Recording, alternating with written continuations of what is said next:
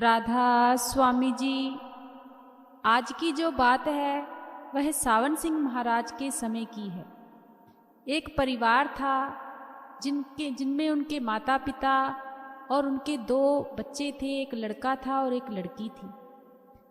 माता पिता अभी बच्चे बहुत ही छोटे थे कि माता पिता इस दुनिया से गुजर चुके थे। और जो वह बच्चा था और एक लड़की थी उसको उनके जो चाचा थे उन्होंने पाला था। जब बच्चे बड़े हुए, उनकी परवरिश की, पढ़ाया लिखाया, तो जो उनके चाचा थे उन्होंने अपने भतीजे की शादी कर दी एक अच्छे परिवार में। जब लड़के की शादी हो गई तो उनका भी परिवार बस गया, घर बस गया, उनकी भी वाइफ आ गई। अब जो बहन थी वह कुंवारी थी, तो भाई को भी अपनी बहन की बहुत चिंता होने लगी कि मेरी तो शादी हो गई है, क्यों ना मेरी बहन की भी शादी हो जाए, अच्छे परिवार का कोई रिश्ता मिल जाए। अब दोनों हस्बैंड वाइफ इस बात की बहुत चिंता करने लगे। और जो भाई था एक ही बात कहता था कि हमने बचपन से ही अपने माता पिता का प्यार तो देखा नहीं है। हमारे चाचा चाची ने ही हमारी परवरिश की है, उन्होंने ही पालन पोषण किया है, उन्होंने ही मेरी शादी की है। लेकिन अब मेरे भी कुछ फर्ज हैं अपनी बहन के लिए कि मैं उसकी एक अच्छे घर में शादी करूं। लेकिन जो बहन थी वह एक ही बात कहती थी कि भाई मैं शादी नहीं करना चाहती। मैं हमेशा, मुझे लगता है कि मैं डेरे जाऊं, वहां जाकर सेवा करूं और मुझे भजन सिमरन मिल जाए। लेकिन भाई कहता था ऐसे तुम्हें कैसे भजन सिमरन मिल सकता है, जब तक तुम्हारी शादी नहीं होगी तुम्हें नामदान भी नहीं मिल सकता। कैसे कर कराकर भाई ने अपनी बहन को मना लिया और उसका एक अच्छा घर देखकर उसकी शादी तय कर दी। और शादी एक दिन हो गई। जब शादी हो गई तो अपने परिवार में जाकर वह लड़की रहने लगी। परिवार बहुत अच्छा था। वह भी बाबा जी को, सावन सिंह महाराज जी को मानते थे। अब लड़की के मन में एक ही बात थी कि मेरी शादी तो हो गई है, मुझे किसी तरीके से भजन सिमरन की दात मिल जाए। तो वह अपने हस्बैंड से कहने लगी कि मुझे भजन सिमरन लेना है। तो उसके हस्बैंड बहुत अच्छे थे, वह कहने लगे कोई बात नहीं, तुम भजन सिमरन ले लो, लेकिन मेरा तो भी ऐसा कोई मन नहीं है भजन सिमरन लेने का। अब वह जो लड़की थी वह डेरे गई और उसने अकेले ही भजन सिमरन ले लिया। उसके हस्बैंड ने भजन सिमरन नहीं लिया। ऐसे ही कुछ दिन बीतते गए, घर परिवार बहुत अच्छा चल रहा था। एक दिन लड़का कहीं अपने कामकाज के लिए जा रहा था तो उस लड़की के जो पति थे उसका एक्सीडेंट हो गया और वहीं पर उसकी मौत हो गई। जब मौत हो गई तो इस बात से जो उसके परिवार वाले थे बहुत दुखी हुए। अकेला अकेला उनका लड़का था। अब कुछ बातें भी लड़की से कहीं कि तुम्हारे आने से ऐसा हुआ है, अगर तुम यहाँ नहीं आती तो शायद ऐसा नहीं होता। लेकिन जो रिश्तेदार थे, परिवार वाले थे, वह कहने लगे कि ऐसा कुछ नहीं होता, यह सब कर्मों के हिसाब किताब होते हैं। किसी के आने से, किसी के जाने से हम किसी का कभी बुरा भला नहीं देख सकते। उसकी मौत थी, इस तरीके से लिखी थी तो वह हो गई है। लेकिन जो माता पिता थे वह कहने लगे कि देखो बेटा, तुम्हारे आगे तुम्हारी पूरी जिंदगी पड़ी है। हमारा बेटा तो इस दुनिया से चला गया है, तुम्हारी जो उम्र है वह भी बहुत अभी जवानी में है, अभी तुम्हारी शादी को भी कुछ टाइम नहीं हुआ था। लोग बहुत बहुत बातें करते हैं, हमारे घर परिवार में भी ऐसा कोई लड़का नहीं है कि हम तुम्हारी कहीं और शादी कर दें, तुम्हें कहीं और बिठा दें। तो बेटा तुम अपने परिवार, अपने घर वापस चली जाओ, हम जैसे हैं वैसे ही रह लेंगे। लेकिन उस लड़की ने कहा कि नहीं, आप मेरे माता पिता हो, मुझे कभी भी माता पिता का सुख नहीं मिला, मैं यहीं रहकर तुम्हारी सेवा करना चाहती हूँ। लेकिन माता पिता ने उस लड़की की एक नहीं सुनी और उसको उसके मायके छोड़ गए। भाई ने भी बहुत जोर डाला, लेकिन वह जो बुजुर्ग थे वह बिल्कुल भी इस बात के लिए नहीं माने। जब लड़की अपने मायके आ गई तो कुछ दिन तो बहुत अच्छा चलता रहा। उसकी जो भाभी थी उससे बहुत प्रेम करती रही, बहुत ख्याल रखती थी और उसे एक ही बात कहती थी कि बेटा तुम हमारे बेटे जैसी हो, मेरी ननंद नहीं, मेरी बहन जैसी हो। कोई बात नहीं, जो हुआ है वह हो गया है, तुम्हें यहाँ पर किसी चीज़ की कोई कमी नहीं होगी। बहुत अच्छा समय चलता रहा। लेकिन जो भाई था उसको बहुत ही चिंता थी अपनी बहन की, कि मेरी बहन का घर बर्बाद हो गया है, यहाँ पर कब तक रहेगी, कैसे रहेगी। एक दिन दोनों हस्बैंड वाइफ ने सलाह की कि हम अपनी बहन की कहीं और शादी कर देते हैं।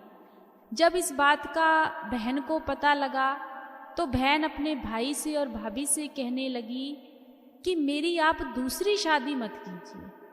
अगर मुझे एक शादी से सुख नहीं मिला, मैं तो आपसे पहले भी मना करती थी कि मेरी शादी मत कीजिए मत कीजिए, लेकिन आप लोगों ने मेरी एक बात नहीं सुनी।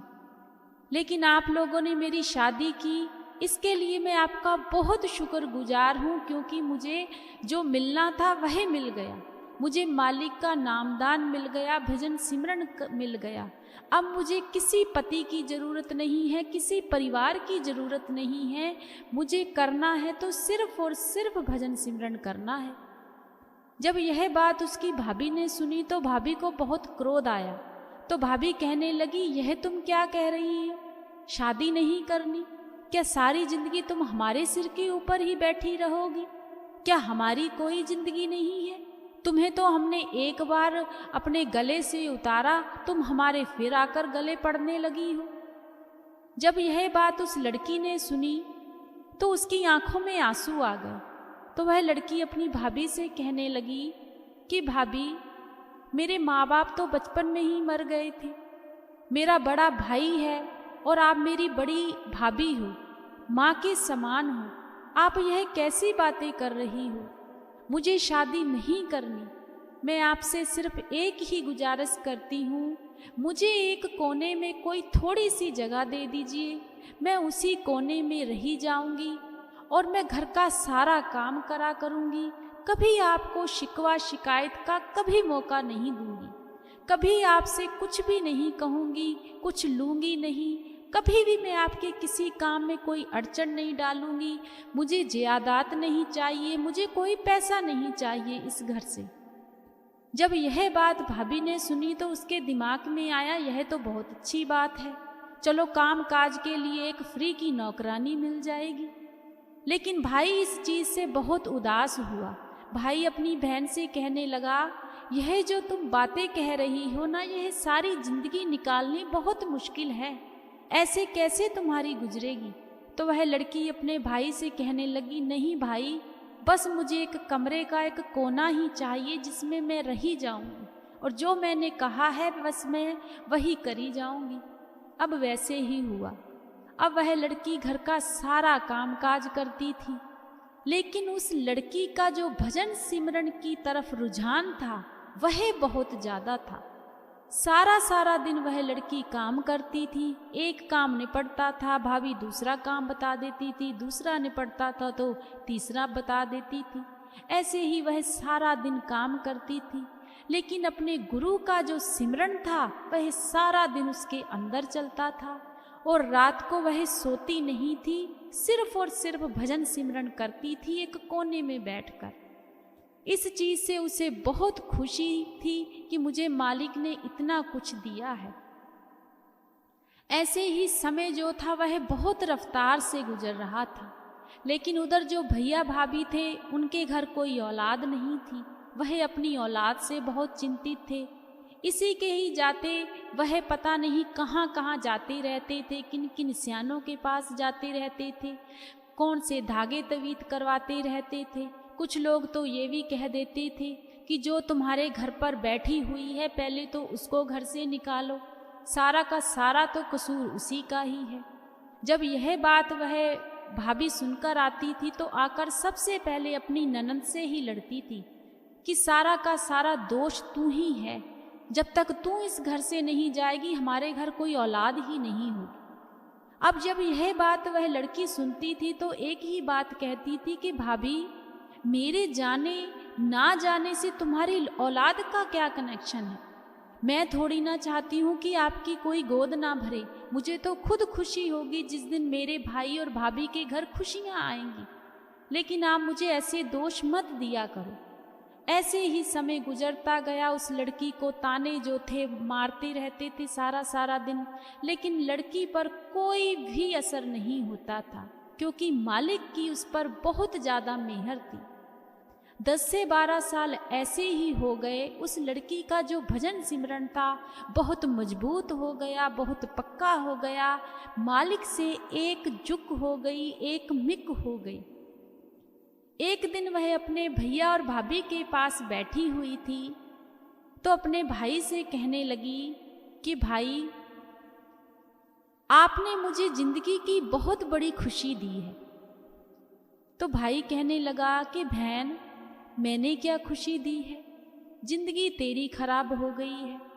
इस घर में तू सारा काम करती है, जो मैं देखता हूँ तो मुझे अच्छा नहीं लगता, और सारा का सारा जो दोष है वह इस टाइम तुझ पर लोग लगा रहे हैं कि तू हमारे घर बैठी है, इसीलिए हमारे घर कोई औलाद नहीं हो रही, और तू कह रही है कि मैं तुम्हारी बहुत शुक्रगुजार हूँ। तो वह लड़की कहने लगी कि शुक्रगुजार इसलिए हूँ कि आपने मुझे रहने के लिए थोड़ी सी जगह दी। लेकिन भाई, आपको पता है, अगर आपने मुझे रहने के लिए जगह दी तो मैंने आपके घर खाना पीना भी बहुत खाया है। वह कर्ज भी मेरे सिर पर है, वह पता नहीं किस जन्म में खत्म होगा, इस चीज का तो मुझे भी पता नहीं, लेकिन जब तक वह कर्ज नहीं उतरता तब तक मेरे दिल में कहीं ना कहीं यह चिंता लगी ही रहेगी। तो भाई कहने लगा, कौन सा कर्ज, कैसा कर्ज? तो वह लड़की कहने लगी, यह टाइम आने पर बताऊंगी। अब वह जो लड़की थी अपने फिर से वैसे ही रूटीन में भजन सिमरन करने लगी। एक दिन भजन सिमरन कर रही थी कि पता नहीं उसे क्या हुआ, तो वह एकदम से अपने भजन सिमरन से उठी और अपने भाई को जाकर कहने लगी कि भाई, आज मैं कुछ कहना चाहती हूँ। तो भाई और भाभी दोनों इकट्ठे हो गए। तो भाई से कहने लगी कि भाई, मेरे पास ना बहुत कम समय रह गया है। जब यह बात भाई ने सुनी तो भाई कहने लगा कि कम समय रह गया है, अच्छी भली तो तू है, तेरी उम्र ही क्या है, और तू कह रही है कम समय रह गया है। तो वह लड़की कहने लगी कि नहीं, मेरे गुरु का मुझे आदेश आ गया है, फलाने फलाने दिन मुझे ऐसे ऐसे हो जाएगा और मैं इस दुनिया से चली जाऊंगी, लेकिन उससे पहले मैं 3 दिन पहले मैं बीमार हो जाऊंगी, आपको खुद ब खुद पता चल जाएगा। लेकिन मेरे मन में एक बहुत ही चिंता गहरी है। भाभी कहने लगी, वह क्या है? तो वह लड़की कहने लगी कि भाभी, वह चिंता यही है कि आप को 15 साल हो चुके हैं, आप एक औलाद के लिए तरस रहे हो। वह खुशी मैं देख नहीं पाई, और मेरी चाहत है कि मालिक आपके घर वह खुशियां लेकर आए। तो वह भाभी कहने लगी कि वह खुशियां कैसी आएंगी? तो वह लड़की कहने लगी कि इसका भी समय आएगा, मैं तुम्हें जरूर बताकर जाऊंगी कि आपके घर वह खुशियां कब आएंगी। अब वह जो भाभी थी वह बहुत चालाक थी।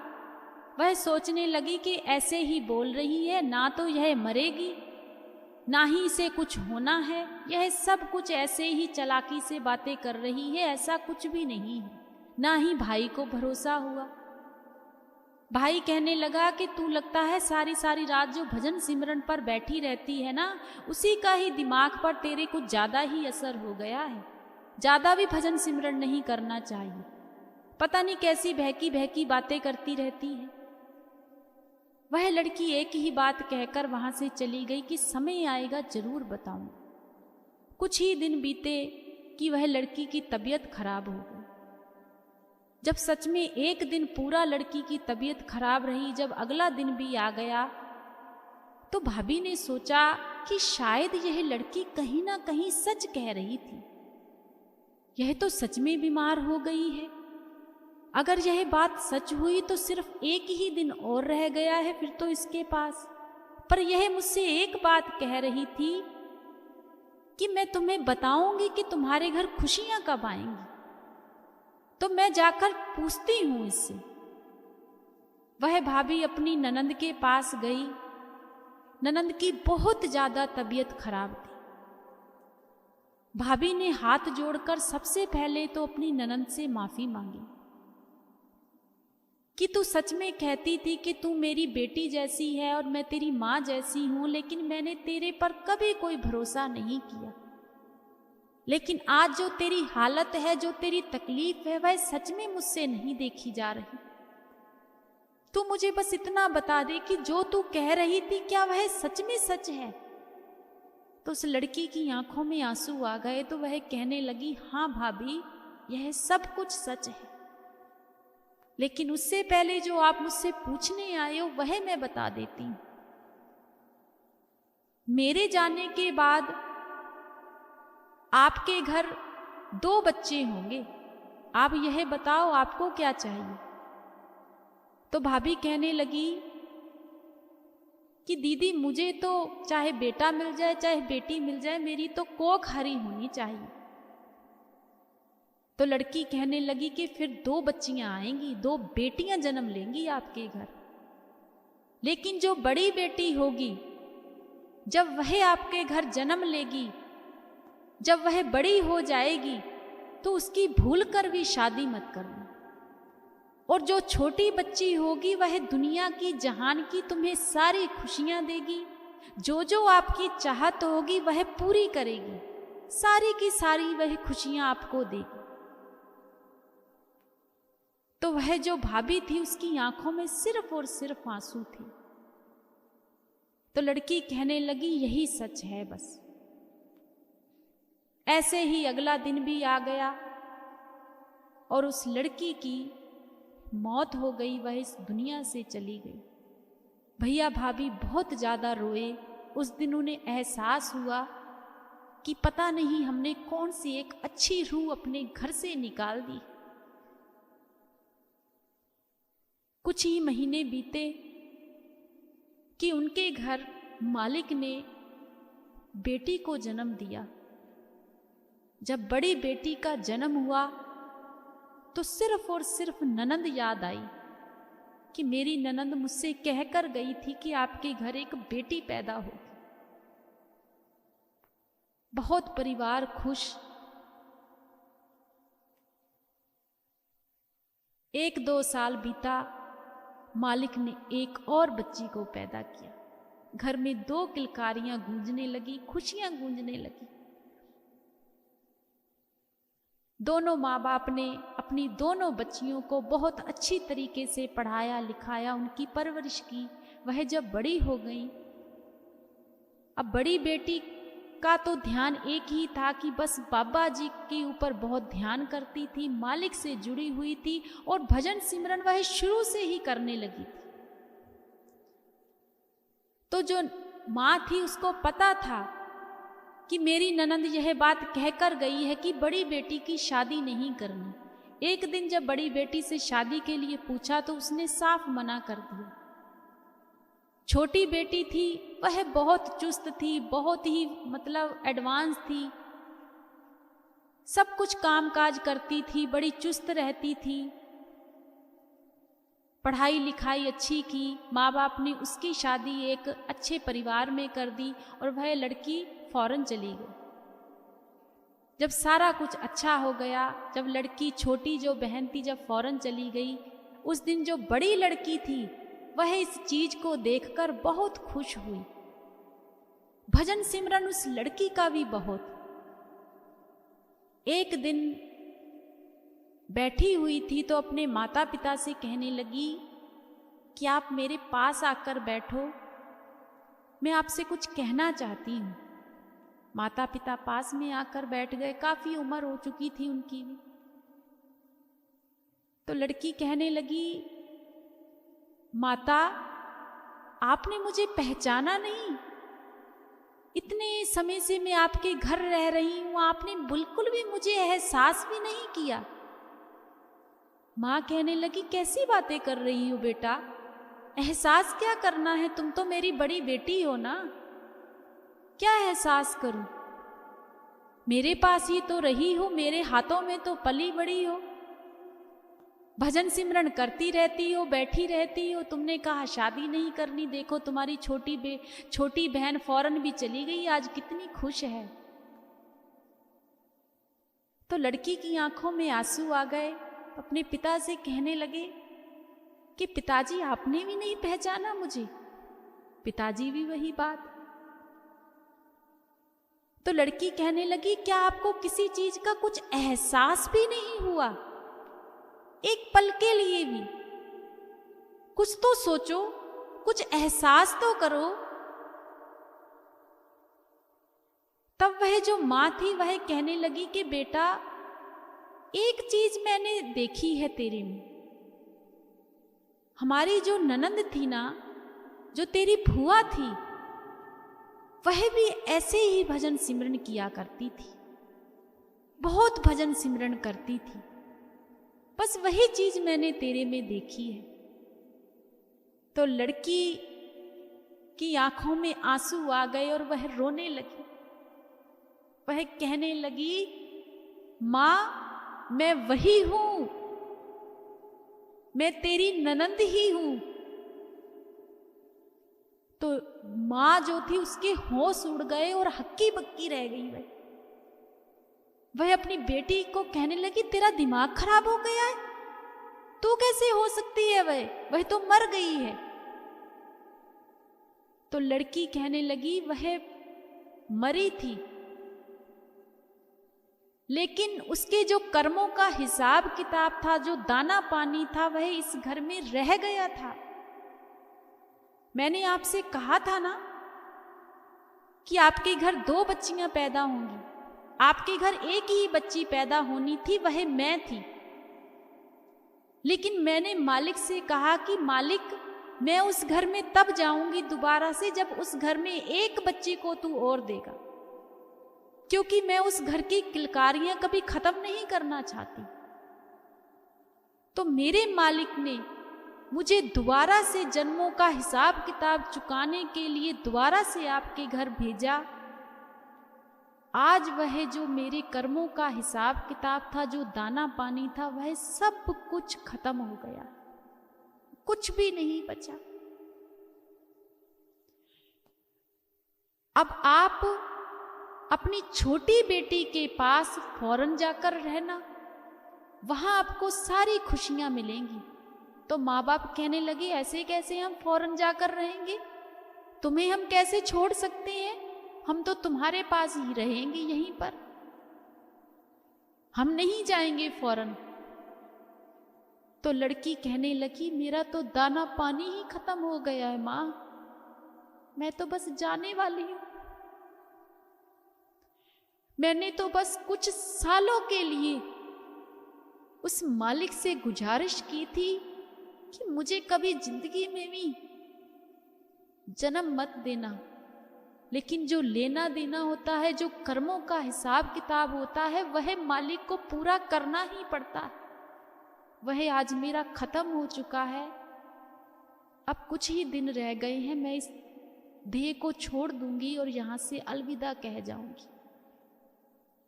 जब यह बात माता पिता ने सुनी तो अपनी बच्ची को गले से लगा लिया और जोर जोर से रोने लगे कि ये कौन से कर्मों का हिसाब किताब है।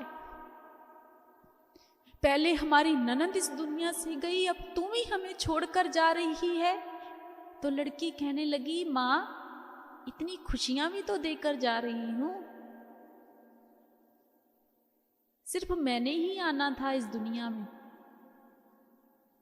वह लड़की तो आपके कर्मों में ही नहीं थी, लेकिन मालिक ने ऐसा जरिया बनाया है कि मालिक ने आपको एक बेटी और दी। अब आप वहां जाकर उनके पास रहना, मुझे खुशी खुशी से अलविदा करना और मेरे बाद बिल्कुल मत रोना। लेकिन माँ बाप का तो जिगरा माँ बाप ही जानते हैं। कुछ ही दिन बीते, वह लड़की भी इस दुनिया से चली गई, लेकिन उस घर में बहुत खुशियां दे गई। तो उनके ही परिवार में से हमें यह बात बताई है कि बहुत से लोग कह देते हैं कि पिछले कर्मों का कोई हिसाब किताब नहीं होता, यह सब ऐसे ही बातें हैं, कोई ऐसे किसी के घर में कैसे आ सकता है। लेकिन यह सच्चाई है, होता है। यह जो आज हम जी रहे हैं, कोई किसी का पति बना हुआ है, कोई किसी की पत्नी बनी है, कोई किसी के बच्चे बने हैं, कोई अच्छे निकल रहे हैं, कोई बुरे निकल रहे हैं, यह सब कर्मों के हिसाब किताब है। एक एक पाई का हमें हिसाब देना पड़ता है, एक एक लेने देने का हिसाब देना पड़ता है। इसीलिए तो बाबा जी कहते हैं, ना किसी को बुरा कहो, ना ही इतना खाओ, और हक हलाल की खाओ। बाबा जी तो बार बार समझाते हैं, और पता नहीं हम 84 लाख जून ऐसे ही तो भुगत कर आए हैं, तो हम कैसे भरोसा नहीं कर सकते कि यह बातें सच नहीं होती। यह सच में सच है। तो हमें इस बात से बहुत बड़ी सीख मिलती है कि देखो मालिक क्या कुछ कर देता है। जब उनके परिवार वालों ने हमें यह बात बताई तो हमें खुशी भी हुई कि देखो कितनी प्यारी रूहें हैं उस मालिक की, कितना प्रेम करते हैं अपने मालिक से। तो हमें भी वैसे ही बनना चाहिए, अपने गुरु पर भरोसा होना चाहिए, गुरु का भजन सिमरन करना चाहिए, क्योंकि गुरु के भजन सिमरन से लेकर हमारी जिंदगी में और कुछ भी नहीं। राधा स्वामी।